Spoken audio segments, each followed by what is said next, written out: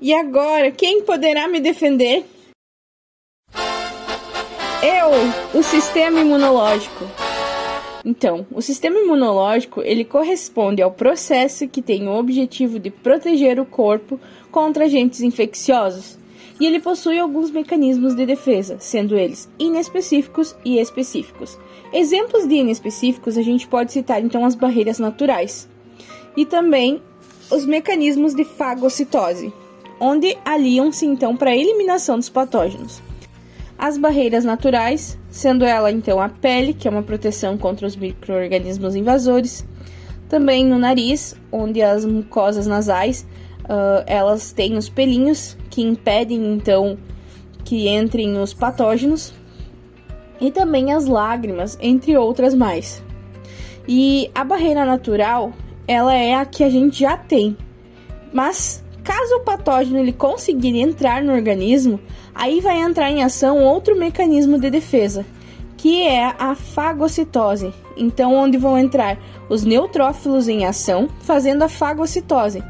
Já no específico, como o próprio nome diz, né, eles têm especificidades. Então, eles são os órgãos linfóides. Eles são classificados, então, em primários, ou também centrais, onde são o timo e a medula óssea, que são então os principais locais de formação e amadurecimento dos linfócitos. Já os secundários, então, e periféricos, eles se encontram então nos linfonodos, baço, tonsilas, adenoides, apêndice, e eles atuam então no sistema imune após a produção e o amadurecimento dos linfócitos. Linfócitos. Então, o que seriam esses linfócitos? Eles são responsáveis, então, pela produção de anticorpos, e eles podem ser do tipo B ou tipo T, e circulam, então, pelos órgãos imunitários. O nosso organismo, então, possui um exército, que é o nosso sistema de defesa, e é ele que é responsável por nos proteger desses agentes invasores. E esse exército, ele é tão organizado que também é dividido em dois principais batalhões, o sistema imune inato e adaptativo. Então, se esse micro-organismo ele ultrapassar então a primeira linha de defesa, que a gente já viu que é a pele, aí vai entrar então em cena as células do sistema imune. E essas células elas atuam então como soldados para tentar barrar o invasor. E algumas dessas células então são chamadas de macrófagos, neutrófilos, basófilos, eosinófilos, natural killer e dendríticas. E fazem então parte do que chamamos da imunidade inata ou natural. Na imunidade inata, as células não possuem uma ação específica para determinado micro-organismo. Pelo contrário, então, essas células têm a capacidade de reconhecer as moléculas comuns presentes em diversos micro-organismos. Ou seja, esse batalhão então, ele é responsável por atacar qualquer invasor.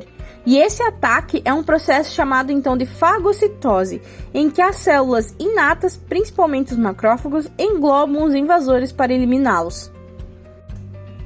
Mas, e se o batalhão do sistema imune inato falhar? A guerra será que está perdida? Então, quando os invasores eles conseguem superar o sistema imune inato, o batalhão do sistema imune adaptativo é ativado.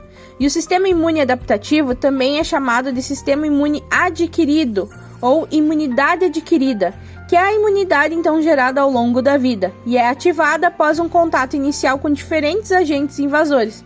Neste batalhão, então, os soldados são especializados e podem reconhecer os agentes invasores. E esse grupo, então, é composto por linfócitos B e linfócitos T. Então, as células dendríticas, que fazem parte do primeiro batalhão da imunidade inata, elas são responsáveis por fazer a comunicação com as células especializadas do segundo batalhão. E essas células são chamadas, então, de apresentadoras de antígeno, pois captam então os antígenos e os exibem para os soldados linfócitos T, E esses, por sua vez, então são selecionados de acordo com a informação passada para atacar os agentes invasores. Uma vez então que esses soldados são capazes de eliminar os invasores, eles adquirem memória e caso eles tentem invadir novamente, os linfócitos T já os reconhecem prontamente. Outro grupo de soldados deste batalhão é formado por células B. Quando essas células elas amadurecem, elas se transformam então em plasmócitos e passam a sintetizar e liberar os anticorpos. E os anticorpos então têm a capacidade de se ligarem ao invasor e neutralizá-lo. E após então a neutralização, esse patógeno é eliminado do nosso organismo com o auxílio dos macrófagos. Assim, quando o invasor ataca uma segunda vez, os anticorpos são capazes de lembrar dele e gerar uma resposta mais rápida, portanto gerando a famosa memória imunológica.